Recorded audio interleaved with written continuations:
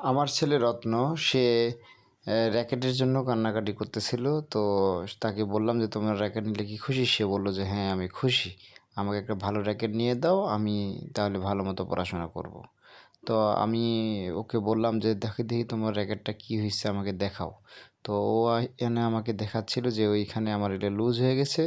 আমি এটা দিয়ে খেলতে পারি না, এখানে ঢুকে যায়। তো তারপরে আমি ওকে বললাম যে, "তাহলে কি তুমি কি খুশি? আমি যদি তোমাকে র্যাকেট নিয়ে দেই?" তো ও বলল যে, "হ্যাঁ, আমি খুশি।" তো ওকে নিয়ে বললাম যে, "ঠিক আছে, তোমাকে নিয়ে আমি যাব।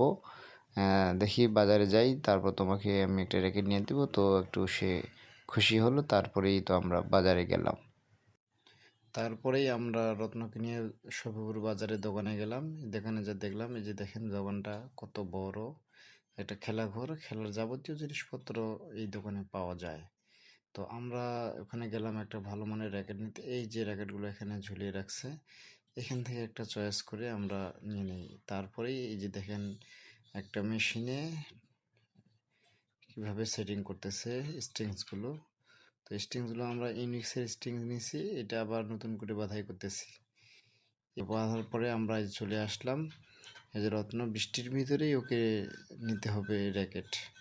বৃষ্টি দিয়ে ছাতা মাথায় করে সে অবশেষে নিয়ে সে যে বাসার সামনে চলে আসলো। তো কেমন হলো সবাই জানাবেন।